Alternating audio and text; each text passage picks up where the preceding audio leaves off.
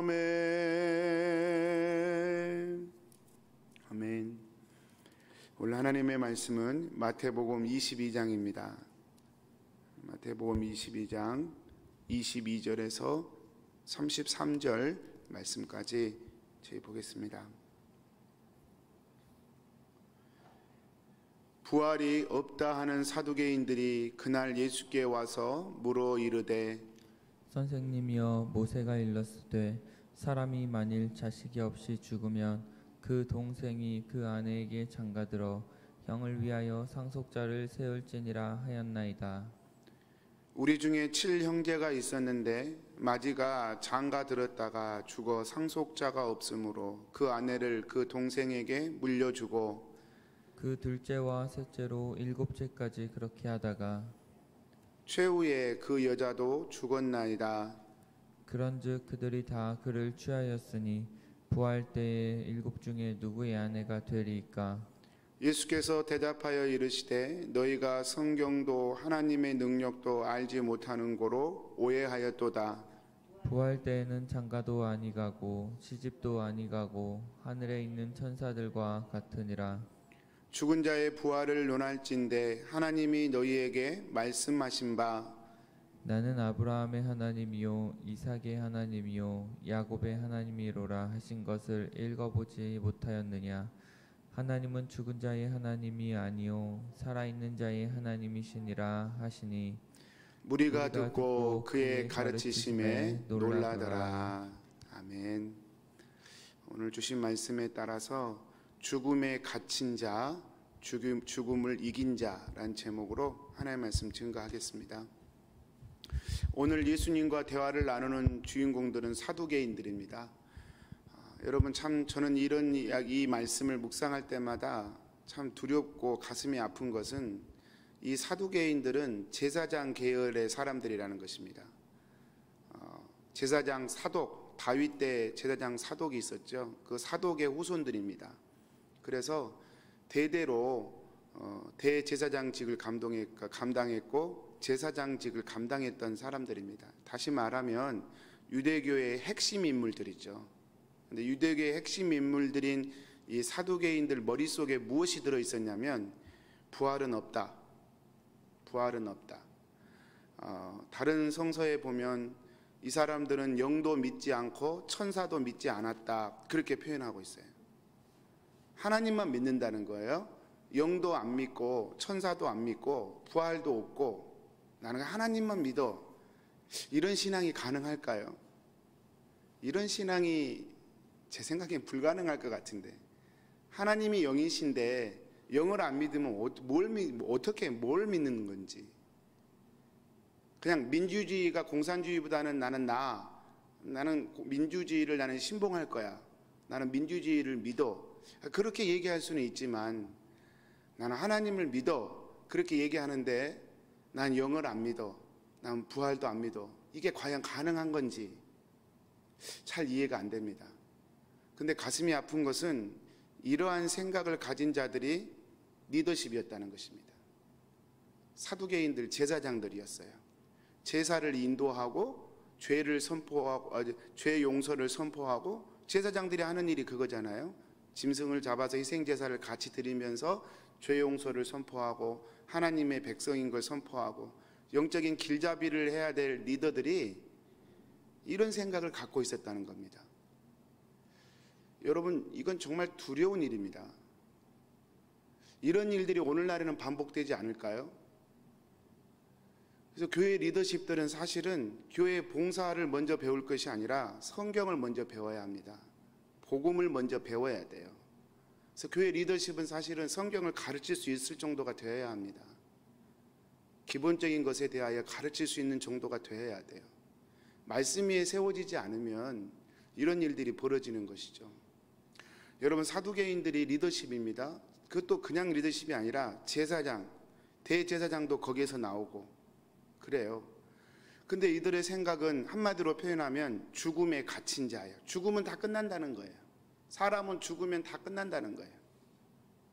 이 땅에서 하나님 믿는 것이지 죽으면 부활도 없고 영도 없고 없는 거기 때문에 다 끝난다는 거예요. 여러분, 이런 생각으로 이 제사장직을 감당하고 대제사장직을 감당했으니 유대교가 당연히 하나님을 떠날 수밖에 없죠. 당연히 하나님을 모를 수밖에 없죠. 의식은 화려합니다. 절차는 멋집니다. 외형은 멋있습니다. 그런데 내면에는 하나님이 없죠. 그래서 여러분, 이런 죽음에 갇힌 자였던 사두개인들이 기껏 생각해내는 게, 부활이 없다고 우기기 위해서 기껏 생각해내는 게 7명의 형제들이 있었다. 근데 그 중에 한 여자가 있었는데 첫째와 결혼을 했는데 죽었다, 첫째가. 그래서 둘째와 다시 계대 결혼이라고 그러죠. 제가 뭐 이건 잘 아니까요. 그래서 둘째, 셋째, 그래서 7째까지 결혼을 했는데 그리고 결국 죽었다. 그러면 나중에 부활하면 도대체 누구의 부인인 것이냐? 참 고생한 것 같아요. 믿음 없음을 증명하기 위해서 참 애쓰는 것 같아요. 그죠? 최선을 다합니다. 최선을 다해요. 여러분, 사람이 최선을 다한다고 무조건 잘하는 건 아닌 것 같아요. 믿기 위해서 최선을 다하는가, 안 믿기 위해서 최선을 다하는가, 항상 방향이 중요하겠죠. 여러분, 이 사람들은 머릿속에 최선을 다하여 이런 생각을 했어요. 여러분, 이런 경우가 있을까요? 없을 겁니다. 있을 수가 없어요. 7이. 그런데 최악의 경우를 예로 들어서 이렇게 하면 예수님도 못 빠져나갈 거야. 예수님도 머리가 복잡해져 버릴 거야. 이러면서 문제를 탁 던졌어요. 그런데 예수님은 항상 이 대화를 나누면서 그 질문을 매개로 해서 예수님이 하시고 싶은 본질을 말씀하심으로 그 질문을 무의미한 것으로 날려버리시죠. 가이사의 것은 가이사에게, 하나님의 것은 하나님에게. 그것도 마찬가지죠. 세금을 바칩니까 마칩니까? 그 얇은 질문을 가지고 예수님은 우리의 본질과 정체성이 어떤 것인가를 질문하셨죠. 오늘도 마찬가지입니다. 그런 얍삽한 질문을 받으셔서 예수님은 그 한마디로 그 질문을 날려버리십니다. 성도는 죽음에 갇힌 자가 아니라는 것입니다. 하나님은 죽음에 갇힌 분이 아니라는 것입니다. 죽음에 갇히지 않았다는 말씀 자체가, 이 질문 자체가 죽음을 지금 전제로 하고 하는 이야기이기 때문에 죽음을 깨버리면 이 질문 자체가 성립되지 않는 것이죠. 아니, 목사님 지금 부활에 대해서 말씀하는 건데요. 아니요. 사도개인들 마음속에는 죽으면 끝난다는 생각 안에서 만들어진 질문이기 때문에 그 죽음의 벽을 깨뜨려 버리면 이 질문은 없어져요. 그 뒤에 예수님이 말씀하십니다. 너희가 하나님의 능력도 알지 못하고 성경도 오해하였도다. 그래서 모르는구나. 부활 때에는 장가도 아니 가고 시집도 아니 간다. 그렇게 말씀합니다. 여러분, 우리 성도가 이 땅에서 살 때에 하나님을 잘 믿고 가족의 구성원들을 꾸리고 부모, 자식 또는 형제, 자매, 남편과 아내 이렇게 살지만 하나님의 나라 부활 때에는 완전히 개념이 바뀐다는 거예요. 왜요? 여러분, 우리가 이 땅에 살아가는 모든 족보는요, 죽음을 전제로 꾸려지는 족보들입니다. 그렇죠? 부모들이 왜 자식에게 그렇게 재산을 쭉 남겨주고 그렇게 어떻게든 남들보다 나은 환경을 만들어주려고 그럽니까? 내가 죽기 때문에. 내가 곧 죽기 때문에 이 아이가 살아갈 세상이 얼마나 험한지를 알기 때문에, 내가 살아봤기 때문에, 그래서 조금 더 쉽게 자리 잡을 수 있도록, 생존할 수 있도록 돕고 싶은 거죠. 이 세상의 모든 관계는 죽음을 전제로 꾸려지는 거예요. 우리 중에 할아버지가 살아계신 분은 참 복받은 분이죠. 근데 고조 할아버지, 증조 할아버지가 살아계신 분은 없어요. 인간의 패밀리 추리란 죽음 안에 주어지는 것들입니다. 그런데 예수님께서 그 죽음을 깨뜨려 버리니까, 성도는 죽음에 갇힌 자가 아니라는 사실을 선포해 버리니까 당연히 인간의 족보도 무너져 버리는 거죠. 그래서 장가도 안 가고 시집가도 안 간다. 여러분, 정말 쉽게 표현하면 우리는 천국에 가면 엄마 아빠 사이 없습니다. 형제 자매로 만납니다. 지금도 저희가 그러잖아요. 교회에는 족보가 이상한 곳이라니까요. 아버지도 하나님한테 아버지 그런데 옆에서 딸이 기도하는데 딸도 하나님한테 아버지 그래요. 도대체 족보가 어떻게 된 거예요? 아버지가 아버지면 딸은 할아버지 그래야 돼, 맞잖아요. 죽음에 갇힌 족보로 얘기하자면. 근데 할머니가 기도해도 아버지 그러고, 그 옆에 손녀가 7살 먹은 손녀가 기도할 때도 아버지 그래요. 예, 이미 성경에 드러난 진리입니다. 그러면 목사님, 이 땅에서 가족의 그 애틋함을 천국에서는 못 누린단 말입니까? 이건 역시 죽음에 갇힌 생각이에요. 여러분, 이 땅에서 가족의 애틋함이 얼마나 행복하고 좋습니까? 천국에서는 그보다 더 좋다는 얘기를 하는 거지, 이 좋은 것이 천국에는 없어, 그 얘기를 하는 게 아니거든요. 근데 항상 우리는 이 세상에 갇혀서, 죽음 안에 갇혀서 항상 우리의 사고를 전개해 가는 거예요. 그래서 어떤 드라마나 영화나 이런 데 보면 천국 가라 그러면 이렇게 용감하게 얘기하죠. 너가 없는 천국은 천국이 아니야. 너가 지옥에 가면 나도 지옥에 갈 거야. 참 멋진 대사이긴 한데, 정말 오늘 예수님의 말씀대로 사실은 성경도 하나님도 모르는 이야기죠. 이 땅에서의 모든 관계는, 하나님 부활의 순간에 이 땅의 모든 관계는 새롭게 이어지는 것입니다. 그래서 아주 안 좋은 예지만 가족 중에 천국에 못 가고 지옥에 간 사람도 있을 수 있겠죠. 근데 나만 천국에 갔어요. 그게 어떻게 그렇게 기쁠 수 있겠는가? 부모가 천국에 갔어요. 근데 자녀는 천국에 못 왔어요. 이 땅의 감정을 그대로 가지고 천국에 간다면 어떻게 되겠어요? 그것이 천국일까요? 이 땅의 감정으로만 얘기한다면 안 되겠죠. 나는 맛있는 거 먹는데 자식은 저 지옥에서 그렇게 고생하고 애쓰는 걸 알면 이게 밥이 넘어가겠어요? 그렇다는 거예요. 그럴 수가 없어요. 그래서 여러분, 우리가 천국에 가면, 부활이 되면 완전히 새로운 하나님 안에서 한 형제요 한 자매요. 이 땅에서 누렸던 패밀리의 가족, 어떤 가족 개념, 애틋함들, 친구와 우정을 나누면서 남녀간의 사랑을 나누면서 누렸던 그 애틋함들보다 훨씬 더 좋고 아름다운 감정으로 승화되어 우리는 부활의 시대를 살게 될 거라는 거예요. 그러니 이 질문 자체가 무슨 의미가 있어요? 이 땅에서 이렇게 남편을 7이나 둘 수밖에 없는 기구한 운명의 이 여인의 삶의 스테이터스가 뭐가 그렇게 중요해요? 여러분, 저는 이 메시지에서 우리 신앙의 방향, 삶 안에 갇혀버린 신앙생활, 얼마나 답답하고 갑갑한가, 자아에 갇혀버린 신앙, 얼마나 답답하고 갑갑한가, 그런 생각을 해보게 됩니다. 성경에서 이 죽음은 사실 죄와 연결시킵니다. 로마서 6장 23절에 보면 이 죽음에 대해서 죄의 삭은 사망이요 하나님의 은사는 그리스도 예수 우리 주 안에 있는 영생이니라 그래요. 성경에서 이 죽음은 죄의 결과물로 얘기합니다. 야고보서 1장 15절에도 욕심이 잉태한 즉 죄를 낳고 죄가 장성한 즉 사망을 낳느니라 그래요. 그래서 죽음은 항상 죄의 결과물이에요. 그래서 여러분, 죽음 안에 갇혔다는 말은, 죽음이 전부라고 생각한다는 것은 죄에 갇혀 산다는 것의 실증입니다. 실제적인 증거예요. 예수님이 십자가에서 우리의 죄를 위하여 죽으셨다는 것은 우리가 죄로 인하여 받을 수밖에 없는 사망의 형벌을 뛰어넘게 하셨다는 말씀이에요. 그래서 우리는 비록 이 땅에서 나이 들어 죽지만 우리는 죽음을 이긴 자가 되는 거예요. 그게 바로 부활입니다.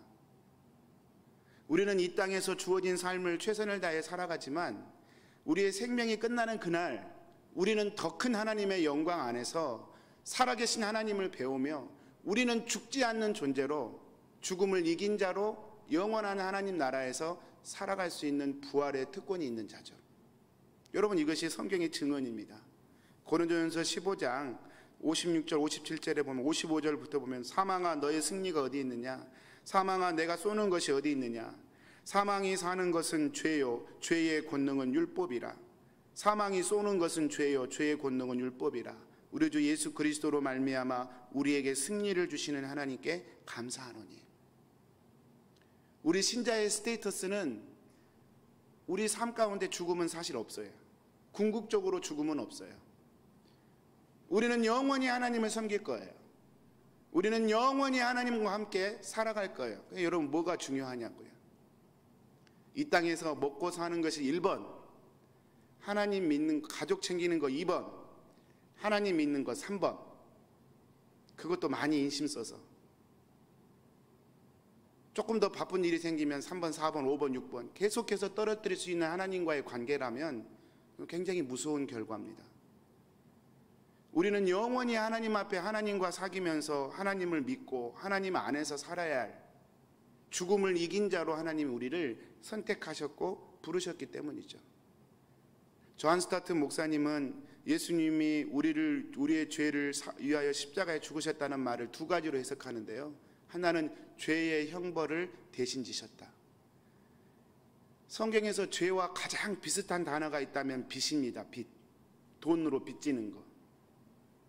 이거는 여러분 갚지 않으면 그대로 있는 거예요. 죄도 마찬가지. 페이하지 않으면 그대로 있어요. 그래서 그 값을 치러야 됩니다. 그런데 그 죄의 형벌이 죽음이에요. 그 죄의 값이 죽음이에요. 근데 예수님께서 십자가에 죽으셨다는 것은 우리가 당해야 할 이 사망, 이 죄의 죽음, 이것을 대신 지불하셨다는 것입니다. 그걸 깨닫는 것이 은혜죠. 그래서 여러분, 우리가 이 땅을 살아가면서 우리가 늘 기억해야 할 것은 우리는 죽음에 갇힌 자가 아니라 죽음을 이긴 자라고 하는 사실입니다. 오늘 예수님이 하나님은 산자의 하나님이다. 소망의 하나님이다. 여러분, 이 땅에서의 삶과 영원한 부활을 바라보며 그렇게 소망을 가질 수만 있다면, 그런 사람이라면 이 땅에 살아가는 모든 삶 가운데서도 소망을 볼 수 있어야 합니다. 안 좋은 일을 봐도 그곳에서 소망을 발견하고, 가슴 아픈 일을 경험해도 그 속에서 하나님 주신 소망을 발견하고. 왜요? 우리는 살아있는 자니까, 소망이 있는 자니까, 우리는 생명이 있는 자니까 우리는 그렇게 사라지는 것이죠. 오늘 말씀이 좀 어려웠을 수도 있을 것 같습니다. 그렇지만 성도님들, 그냥 결론만 말씀드리면 우리는 죽음에 갇힌 자가 아니라는 것입니다. 세상 모든 사람들은 죽으면 끝난다는 생각 때문에 그렇게 사는 거예요. 그러나 우리는 영원히 삽니다. 이 땅에서도 하나님 주신 생명을 살고, 이 땅에서 죽음이 우리의 생을 막는 그날 우리는 그 죽음을 깨고 영원한 하나님의 품에 안겨 영원한 생명을 누릴 그런 성도라는 것이죠. 이 기쁨이, 또 이 소망이, 이 사실이 우리 성도님들 안에 오늘 하루도 힘겨운 세상을 이길 수 있는 위로와 소망이 되시기를 축복합니다. 우리 기도하겠습니다. 사랑하는 하나님, 오늘 또 하나님의 말씀을 주셔서 감사합니다. 너희가 오해하였도다.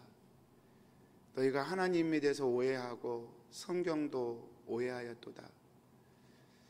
주님, 우리의 믿음이 혹시 하나님에 대해서 오해하고 있는 것은 아닌지, 이 땅이 전부인 시선으로 영원하신 하나님을 왜곡되이 보고 있지는 않는지 다시 한번 살펴보게 됩니다. 하나님, 불쌍히 여겨주십시오.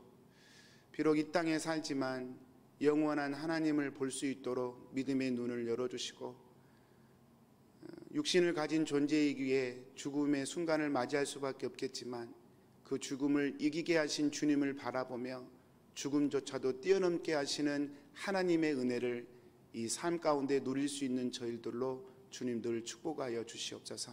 영생을 믿습니다. 부활을 믿습니다. 영원히 주님과 함께 거할 영원한 하나님의 나라를 저희가 믿습니다.